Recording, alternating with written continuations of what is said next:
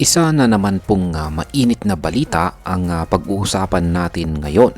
Si Picoin, ang kilalang mobile mined crypto, ay muling humarap sa pagsubok.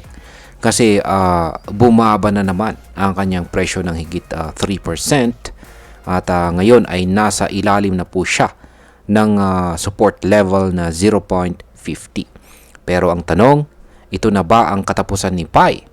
O may natitira pa ba siyang laban sa lumalakas na popularidad ng mga stablecoin? Kaya sa video na ito ay pag-usapan po natin kung bakit bumababa ang presyo nitong si Pi at ano po ang kinalaman ng mga stablecoins sa pagbagsak na ito. At ano po ang posibilidad na lumampas siya sa all-time low na nasa presyong 0.4012. Kaya higit po sa lahat ay aalamin din natin kung paano po ito nakakaapekto sa atin bilang mga Pinoy crypto investors. Pero bago po tayo magpatuloy, ay pakibasa na lamang po muna ang disclaimer dito sa ibaba ng ating screen. At ang source po ng ating balita rito ay ang The Coin Republic. Ngayon ay simulan po natin sa kung ano po ang epekto ng stable coins dito kay Picoin.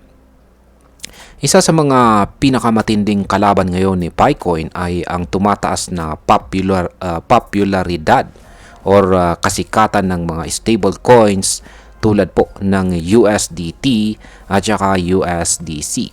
Ayon po sa isang kilalang analyst na si Ginoong Kim H. Wong, ang demand para sa stable coins ay isa sa mga rason kung bakit humihina ang interest dito kay Pi.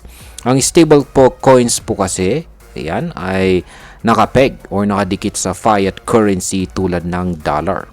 Ayan, nakadikit or yung presyo po ay magkatugma sa presyo ng mga fiat currency. Ibig pong sabihin ay hindi po pabago-bago ang presyo ng mga stable coins. Sa panahon po ng volatile market ay mas pinipili ng mga traders ang stable coins dahil mas safe ito at saka predictable. Sa madaling salita ay nagiging mas kaakit-akit po ang mga stable coins kaysa kay Pi na kilala sa kanyang biglaang galaw sa kanyang mga presyo.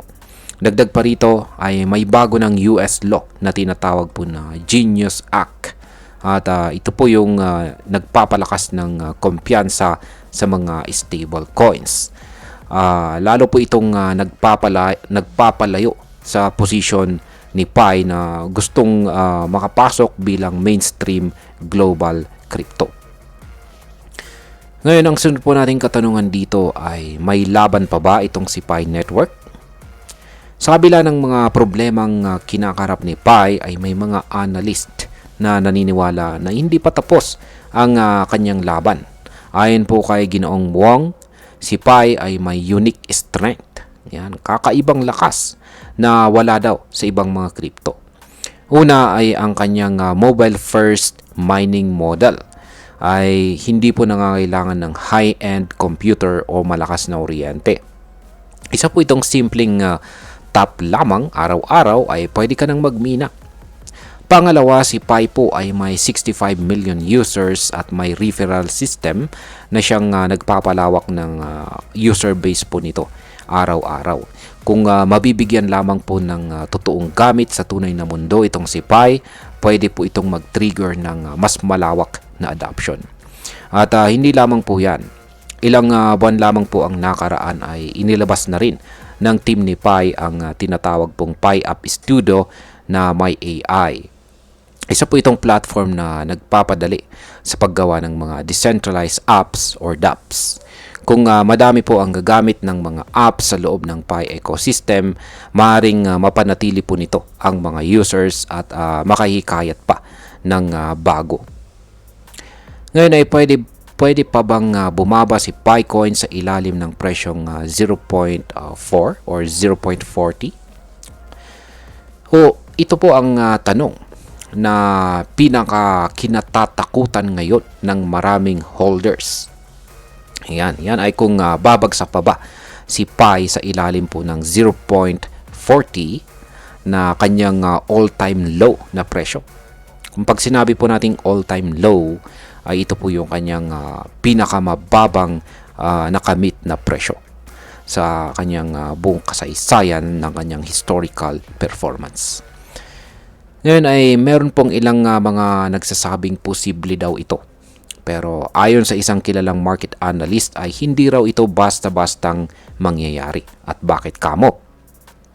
Dahil 90% ng Picoin supply ay hawak po mismo ng Picore team. At alam po nilang delikado para sa reputasyon ng project kung babagsak ang presyo sa ilalim ng 0.40. Kapag bumaba po si Pi sa ilalim ng 0.40, malamang ay mawalan na po sila ng pwesto sa top 30 crypto projects. Kapag nangyari ito, baka mawalan ng tiwala ang mga investors at isipin po nilang sobrang risky na itong si Pi. Kaya naman ay naniniwala po ang analyst na gagawin ng team ang lahat para manatili ang presyo ni Pi sa itaas ng presyong 0.40. Ito rin ang dahilan kung bakit marami pa rin ang naniniwalang may pag-asa pa si Pi sa mga darating na linggo.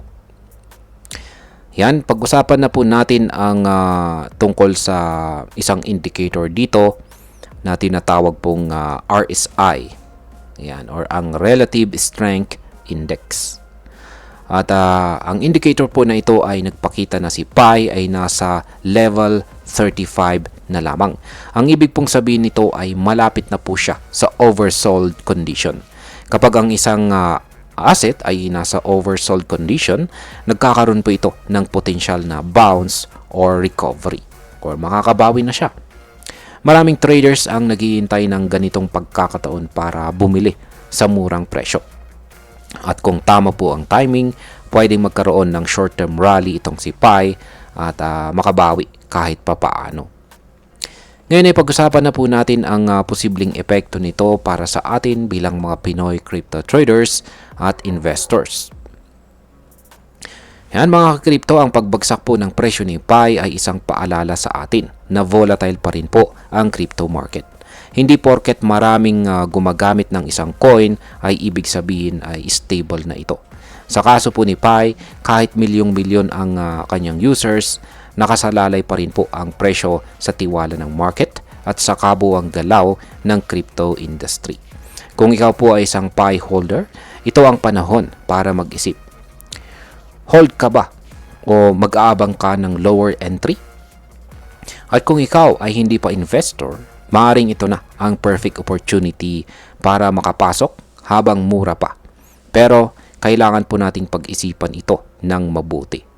At bilang panghuli, ang masasabi ko naman tungkol dito ay sa aking personal na pananaw, si Pi ay nasa crucial stage ng kanyang buhay. Marami pa siyang potensyal mula sa laki ng kanyang user base, unique mining system at malawak na vision. Pero kung hindi po maaabot ng project ang real-world utility, baka unti-unting lumamig ang interest ng mga tao. Ang key po dito ay development at saka execution. Kung magtatagumpay po ang Pi App Studio at saka dApps ecosystem nito, baka mapatunayan ni Pi na hindi lamang po siya hype, kundi may tunay siyang gamit. Pero tandaan po natin, hindi po sapat ang dami ng users kung wala po itong solid use case. Kaya habang exciting ang future, maging maingat po tayo sa bawat galaw. At ayan, hanggang dito na lamang po tayo sa video na ito mga ka-crypto. Marami pong salamat sa panonood. Ingat po tayo lagi at God bless po sa ating lahat.